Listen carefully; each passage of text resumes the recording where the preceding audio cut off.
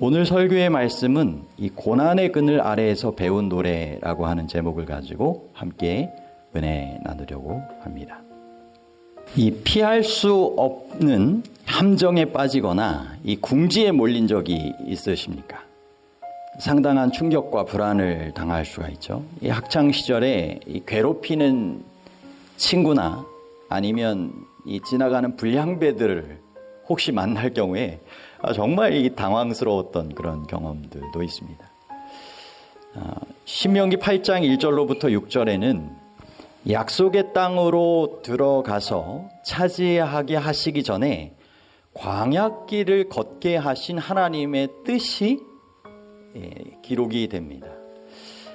피할 수 없는 함정 같고 궁지에 몰린 경험 같은 이 광야길이 왜 하나님의 인도하시는 백성들의 삶에 필요했을까요?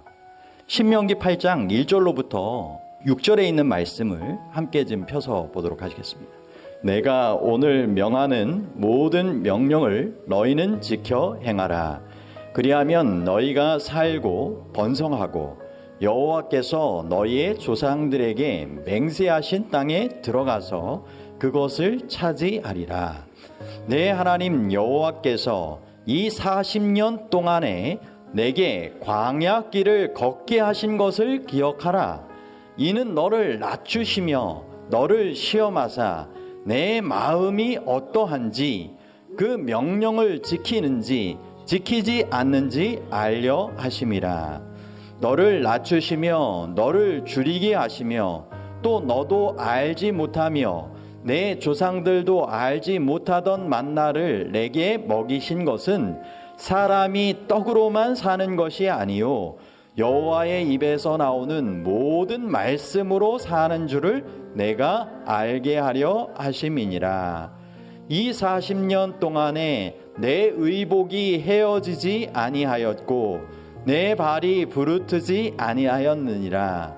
너는 사람이 그 아들을 징계함 같이 내 하나님 여호와께서 너를 징계하시는 줄 마음에 생각하고 내 하나님 여호와의 명령을 지켜 그의 길을 따라가며 그를 경외할지니라. 아멘. 제가 사실은 최근에 원래 교회에서 이 베트남 여행이 신청하신 분들 계획이 돼 있었잖아요.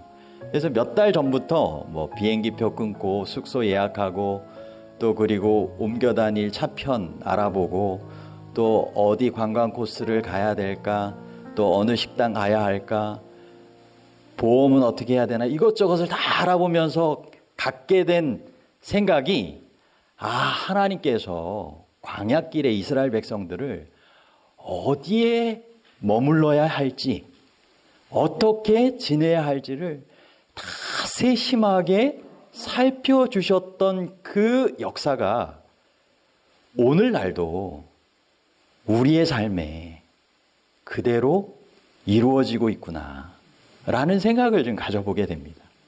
부족한 목사가 교인들 생각을 하는 것 그 이상으로 하나님께서 우리 각 가정과 개인의 삶을 얼마나 눈동자처럼 살펴보시면서 그 의복이 헤어지지 않도록 발이 부르트지 않도록 우리가 알지 못하는 만나와 또 생명수로 정말 그렇게 제공하시며 우리를 하늘 가나안 목적지까지 인도하길 원하시겠습니까?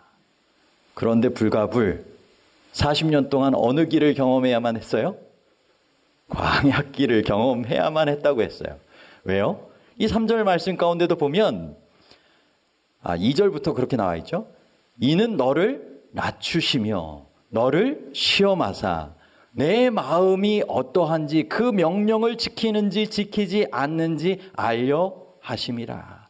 너를 낮추시며 너를 줄이게 하시며 또 너도 알지 못하며 내 조상들도 알지 못하던 만나를 내게 먹이신 것은 사람이 떡으로만 사는 것이 아니요 여호와의 입에서 나오는 모든 말씀으로 사는 줄을 내가 알게 하려 하심이니라.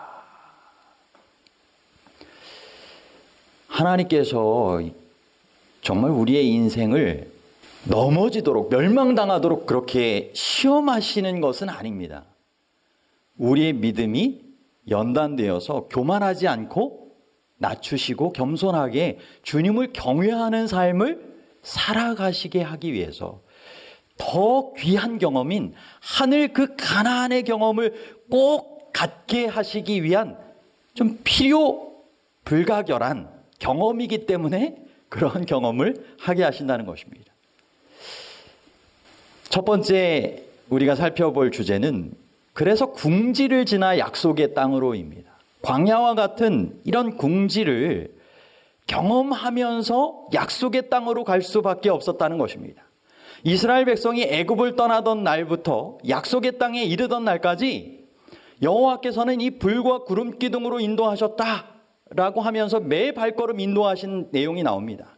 그러나 맨 먼저 인도하신 곳이 어디였나 생각을 해보면 앞에는 홍해바다가 펼쳐져 있고 양옆에는 산이 있고 뒤에는 바로의 군대가 추격해오는 현장이었습니다. 하나님께서는 이스라엘 백성이 두려워할 줄 알면서 왜 그곳으로 맨 먼저 인도하셨을까요? 이 역경의 시기를 통하여 참으로 하나님을 믿게 하시기 위함이었습니다. 하나님의 이 능력을 의지할 수 있는 법을 가르쳐주기 위해서였습니다. 불기둥과 구름기둥 하나님의 인도하심이 언제나 우리를 행복으로만 인도하여 주신다는 보장이 있는 것은 아닙니다. 때로는 힘든 경험도 있을 수 있는 것입니다. 그것을 통하여 우리의 마음이 주님께서 원하시는 마음으로 연단되기를 또 믿음의 마음을 갖게 되기를 원하시는 것입니다. 이스라엘 백성들이 이 홍해 경험을 통하여 무엇을 배웠는가? 출애굽기 14장 31절에 보면 이스라엘이 여호와께서 애굽 사람들에게 행하신 그 큰 능력을 보았으므로 하나님의 크신 능력이 정말 함께함을 경험했지 않습니까? 분명하게 너희는 가만히 있어 내가 하나님됨을 알지어다. 그것이 실제 이루어지는 것을 경험한 것입니다. 그래서 백성이 여호와를 경외하며 여호와와 그 종 모세를 믿게 되었다고 한 것입니다. 이어지는 내용을 보면 우리가 원하는 모든 것을 하나님으로부터 얻을 수는 없지만 하나님께서는 우리에게 꼭 필요한 것을 주실 거라고 하는 기대를 우리는 갖게 되지 않습니까? 이스라엘 백성에게 광야길 가운데 꼭 필요한 것이 있다면 물이었습니다. 그런데 이 홍해 사건 이후에 뜨거운 사막 가운데 그들이 인도함 받은 곳을 한번 좀 생각을 해보면 첫 번째로 마라입니다. 마라는 뭐로 유명합니까? 쓴물로 유명하죠. 이 출애굽기 15장 내용인데요. 그 내용을 보면 출애굽기 15장 22절로부터의 말씀에 이렇습니다. 모세가 홍해에서 이스라엘을 인도하매 그들이 나와서 수르 광야로 들어가서 거기서 사흘 길을 걸었으나 물을 얻지 못하고 마라에 이르렀더니 그곳 물이 써서 마시지 못하겠으므로 그 이름을 마라라 하였더라. 백성이 모세에게 원망하여 이르되 우리가 무엇을 마실까 하매 하나님께서 마라에서 귀한 하나님의 능력과 은혜를 베풀어 주셨죠. 모세가 여호와께 부르짖었더니 여호와께서 그에게 한 나무를 가리키시니 그가 물에 던지니 물이 달게 되었더라. 거기서 여호와께서 그들을 위하여 법도와 율례를 정하시고 그들을 시험하실세 이르시되 너희가 너희 하나님 나 여호와의 말을 들어 순종하고 내가 보기에 의를 행하며 내 계명에 귀를 기울이며 내 모든 규례를 지키면 내가 애굽 사람에게 내린 모든 질병 중 하나도 너희에게 내리지 아니하리니 나는 너희를 치료하는 여호와임이라. 그들이 엘림에 이르니 거기에 물샘 12과 종려나무 70그루가 있는지라. 거기서 그들이 물 곁에 장막을 치니라. 이 마라에서 엘림까지가 그렇게 긴 여정이 아니었어요. 근데 이 마라의 쓴물의 경험 가운데 이 단물로 바꿔주시는 경험 이후에 엘림이라고 하는 이 오아시스와 같은 곳을 통하여 이 물 곁에 장막을 치는 그 사이에 하나님을 믿고 하나님을 경외하는 삶을 잘 살아갈 수 있도록 당부의 말씀을 하시는 내용이 나오는 것입니다. 그리고 나서는 이 비슷한 이 상황에 또다시 처하게 됩니다. 이번에는 쓴 물이 아니라 물이 없는 경험입니다. 출애굽기 17장에 보면 1절로부터 이스라엘 자손의 온 회중이 여호와의 명령대로 신광야에서 떠나 그 노정대로 행하여 르비딤의 장막을 쳤으나 백성이 마실 물이 없는지라. 여러분, 마라와 이 르비딤, 쓴물과 물이 없던 이곳을 통하여 하나님께서는 어떤 교훈을 백성들에게 주기를 원하셨을까요? 리뷰&드 헤랄드 1903년 4월 7일자에 엘렌 G 화이트는 이렇게 기록했습니다. 구약시대 여호와께서 당신의 백성을 르비딤으로 이끄셨던 것처럼 그분께서는 오늘날 우리를 그러한 곳으로 이끄셔서 우리의 충성심을 시험하실 것이다. 그분은 언제나 우리를 유쾌한 곳으로만 데려가지 않으신다. 만약 그렇게 하신다면 우리는 자만하여 그분이 우리의 조력자이심을 잊어버릴 것이다. 그분은 당신 자신을 우리에게 나타내기를 원하시며 우리의 필요를 풍성히 공급해 주기를 원하신다. 그분께서 우리에게 시련과 실망이 닥치도록 허락하시는 것은 우리로 하여금 무력함을 깨닫고 그분께 도움 구하기를 배우게 하고자 하십니다. 여러분, 자만하지 않고 그분이 우리의 인생에 얼마나 필요로 되는 인도자이고 조력자인지를 깨닫게 하신다는 것입니다.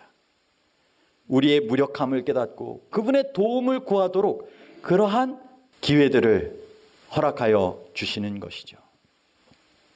전적으로 하나님을 신뢰하는 법을 그 일들을 통하여 이스라엘 백성들은 배우게 되었던 것입니다. 우리도 마찬가지입니다. 어린아이와 같은 믿음으로 그분께 우리의 짐을 내어 맡기면 그분께서 우리의 짐을 져주시고 우리의 꼭 필요로 하는 것들을 채워주시고 가장 선한 길로 인도하여 주신다라고 하는 하나님을 신뢰하는 경험을 우리의 인생길에 꼭 갖게 되기를 바랍니다.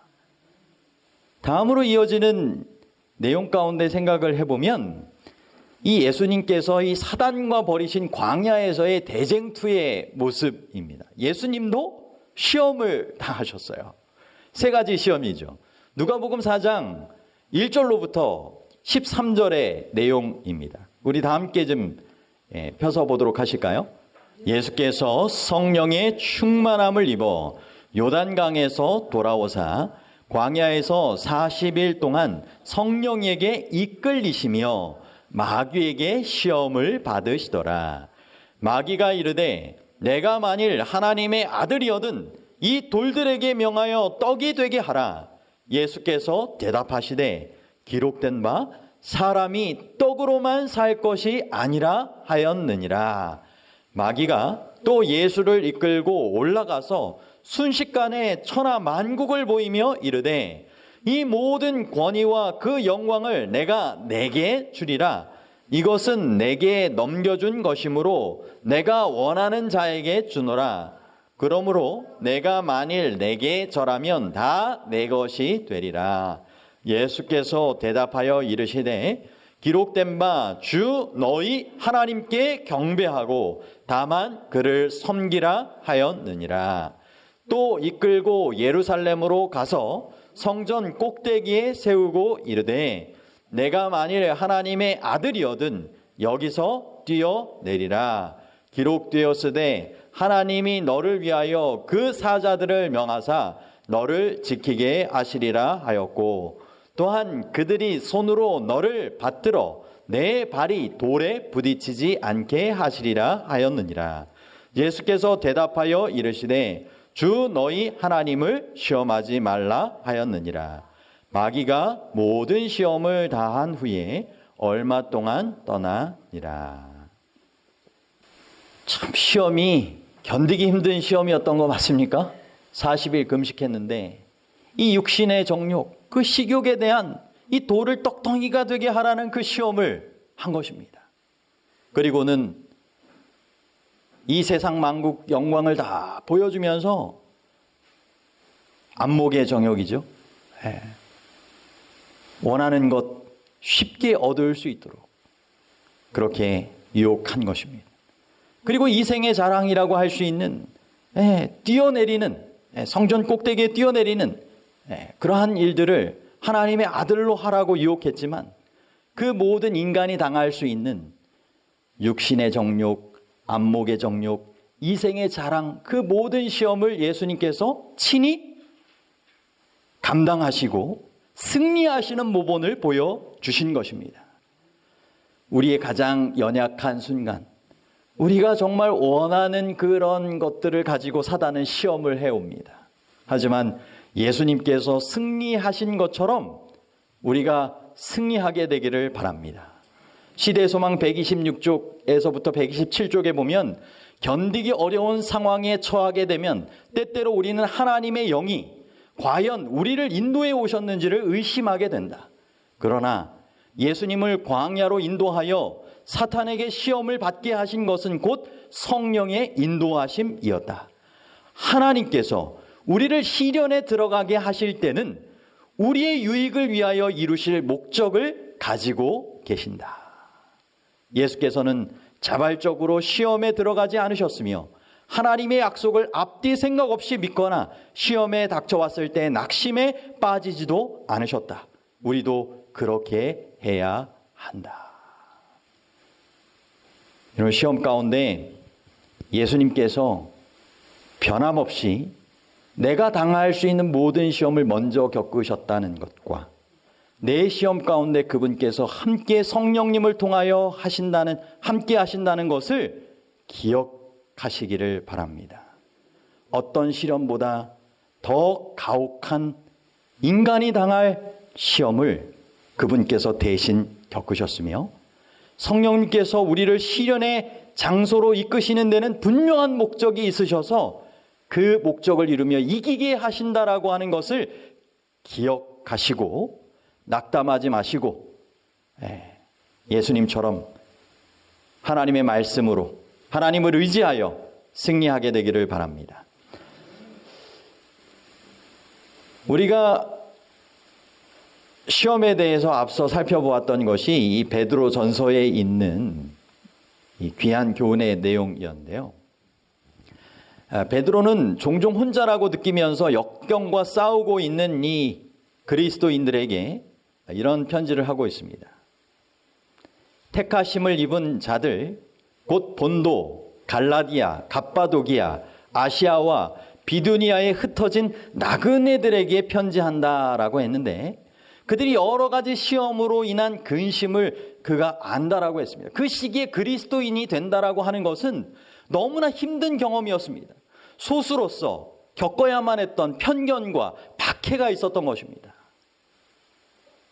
오늘날도 이 유럽의 이 성지순례 이렇게 가보시는 분들도 계시는데 가게 되면 나름대로 그리스도인들이 정말 순교와 그러한 어려운 핍박 상황 가운데서도 변함없이 신실하게 믿음을 지켰던 그 유적지를 이렇게 살펴보게 되죠.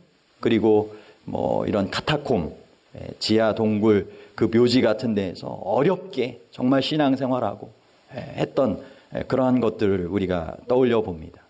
그런데 그러한 시련 가운데 있는 이들에게 불멸의 유업, 하늘의 소망을 기억하라고 호소하고 있습니다. 베드로전서 1장 6절로부터 이 7절 보면 그러므로 너희가 이제 여러 가지 시험으로 말미암아 잠깐 근심하게 되지 않을 수 없으나 오히려 크게 기뻐하는도다. 너희의 믿음의 확실함은 불로 연단하여도 없어질 금보다 더 귀하여 예수 그리스도께서 나타나실 때 칭찬과 영광과 존귀를 얻게 할 것이니라. 여러분, 지하 그런 칠흑 같은 동굴 속에서 정말 그 묘지 가운데서 신앙생활했던 이들, 순교장에 정말 이슬로 그렇게 사라졌던 그러한 순교자들이 주님 오시는 날 불멸의 영광을 입고 얼마나 하나님께 칭찬을 듣고 영예를 얻겠습니까? 그들은 그것을 바라보았기 때문에 그 시련 가운데서도 변함없는 믿음을 간직할 수 있었던 것입니다. 우리가 세상에서 잠시 당하는 시련, 그것이 장차 받게 될 영원한 상급, 불멸의 유혹과는 비교할 수 없다는 것을 우리가 꼭 기억하게 되기를 바랍니다. 아름다운 본향이라고 하는 이 찬양에 보면 아름다운 본향 내가 노래하니 저 먼데 있는 집일세. 무궁한 세월이 흘러가는 동안 고난 풍파가 일지 않네. 고난 풍파가 일지 않네. 보석으로 꾸민 나의 본향성을 밤마다 꿈에 그리네. 눈앞에 어리는 화려찬란한 성 맘의 눈으로 밝히 보네. 너와 나를 위하여 예비하신 집은 주 예수 계신 곳일세. 만국왕 대신이 손에 드신 것은 우리 면류관 분명하네. 모든 슬픈 고통 전혀 없는 곳에 영원히 살게 되겠네. 검은 고 맞추어 기쁜 찬미할 때 우리 다 같이 만나겠네. 우리 다 같이 만나겠네. 이 하늘에 이와 같은 이 소망을 늘 더욱 묵상하시고 찬양하고 그것을 우리의 것으로 이 주장하는 그러한 기도와 또 그러한 신실한 삶을 우리가 살아가게 되었으면 정말 좋겠습니다. 이 알렉스라고 하는 이 청년이 있었습니다. 그는 매우 많은 문제가 있는 이 청년기를 보냈습니다. 폭력과 마약에 연루되기도 하고 한동안은 교도소에 수감되기도 했었어요. 그러나 그가 물건을 훔쳤던 어떤 친절한 교인을 통해서 하나님을 알게 되었고 예수님에게 심령을 바치고 예수님 안에서 새 사람이 되었으며 이제는 목회자가 되어야 되겠다라는 이 결심을 갖게 됩니다. 처음에 신학교 생활을 하는 데는 잘 모든 일들이 이루어지는 것 같았어요. 그런데 일이 하나씩 꼬여가기 시작합니다. 공부를 할 만한 이 재정 여건이 이제는 힘들어졌습니다. 가까운 친구도 등을 돌리고 그를 엉터리 신앙인이라고 비난하고 그에 대한 평판도 점점 나빠졌습니다. 몸도 계속 아파졌고 아무도 그를 알아주지 않았습니다. 학업에 지장이 초래되었고 마침내 학교를 완전히 그만두어야 되겠다라고 하는 이런 생각까지 갖게 됩니다. 게다가 이전에 물들었었던 이 마약에 다시 좀 손을 대고 싶은 그러한 유혹에 빠지게 되었습니다. 과연 이런 일들이 자기에게 왜 일어나는 것일까? 주님을 믿고 내가 새 사람이 되겠다고 하고 이제는 주님을 전하는 목회자가 되겠다고 이 신학교까지 왔는데 내가 과연 하나님 안에 갖게 된 이 결심과 이러한 삶이 실수였는가? 헛된 일이었는가? 회의를 갖게 됩니다. 여러분, 이러한 하나님을 믿는 가운데 이 찾아오는 불시험과 같은 것들을 우리가 때로는 경험할 수 있지 않습니까? 하나님을 믿는다고 더 열심히 주님을 정말 섬기고 주님을 증거하는 삶을 살기를 원하는데 또 불구하고 여전히 사단이 주는 시험이 있을 수 있는 것입니다. 그리고 여호와께서 허락하시는 그와 같은 이 시험 가운데 우리가 처해질 수 있는 것입니다. 만약 이러한 이 사람이 여러분 앞에 왔다면 여러분은 어떤 조언을 해 주시겠습니까? 하나님의 약속 가운데 어떤 말씀을 해 주실 수 있겠습니까? 예레미야 29장 13절 너희가 온 마음으로 나를 구하면 나를 찾을 것이요 나를 만나리라.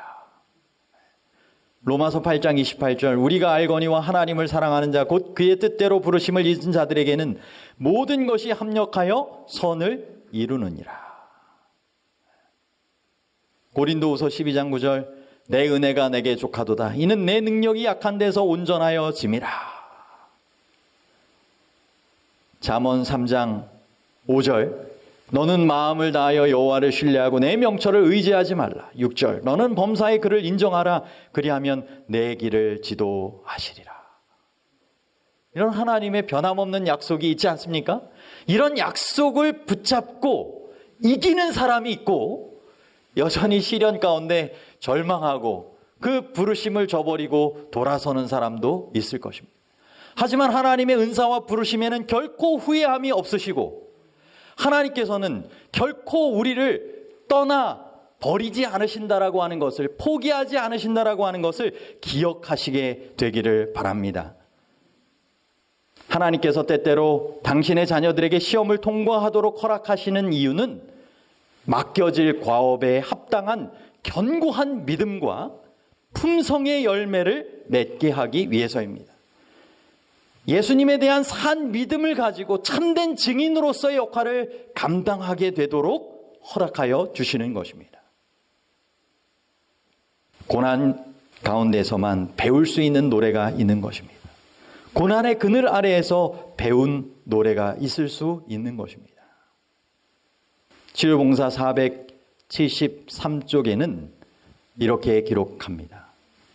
하나님께서 우리에게 니느웨로 가서 기별을 전하기를 바라시는데 우리가 욥바로 가거나 가버나움으로 간다면 그분을 기쁘시게 해드리지 못할 것이다. 하나님께서 우리의 발길을 인도하여 그 장소로 보내시는 데는 상당한 이유가 있다. 바로 그곳에 우리가 주어야 할 도움을 필요로 하는 어떤 사람이 있을 것이다. 빌립을 이디오피아의 내시에게로, 베드로를 로마의 백부장에게로, 이스라엘의 작은 소녀를 수리아의 장군 나아만에게로 보내어 도우게 하신 하나님께서는 오늘날 남녀들과 젊은이들을 당신의 대표자로 하나님의 도움과 지도를 요구하는 사람들에게로 보내신다. 여러분, 그들에게 어떠한 도움의 기별을 전하기를 원하실까요? 치료봉사 472쪽은 앞선 내용으로 이렇게 기록합니다. 밝은 대낮에 그리고 다른 음성으로 된 노래들이 들려오는 동안에는 새장 안의 새가 그의 주인이 가르쳐 주고자 애쓰고 있는 노래를 부르지 않을 것이다.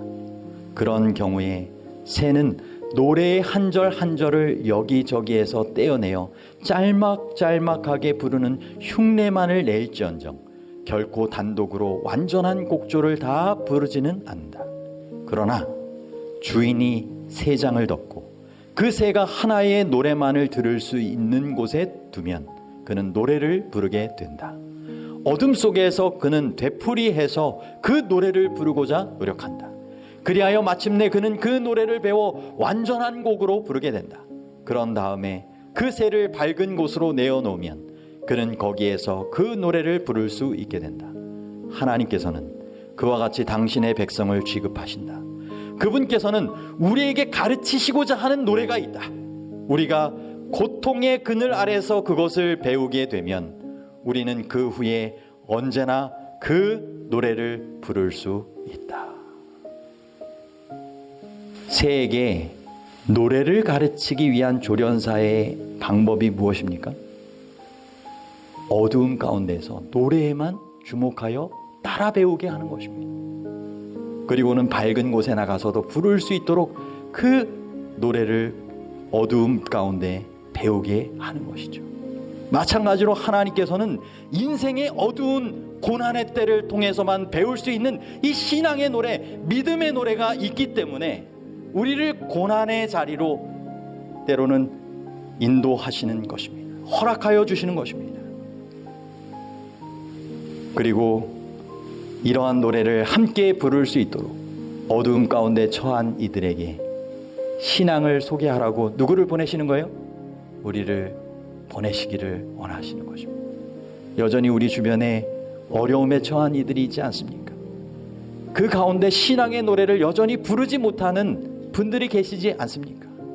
여러분, 그들에게 주님께서 원하시는 이 고난의 그늘 아래에서 배운 노래, 신앙의 노래, 믿음의 노래, 승리의 노래, 하늘 소망의 노래를 우리가 먼저 부르게 되길 바라고, 그리고 그 노래를 가르쳐 주어서 함께 주님 오시는 그날 기쁨으로 하늘 본향으로 인도되어 하늘 유리바닷가에서 경험의 노래를 부르는 구원의 무리 가운데 우리가 다 함께 속하게 되기를 간절히 바랍니다.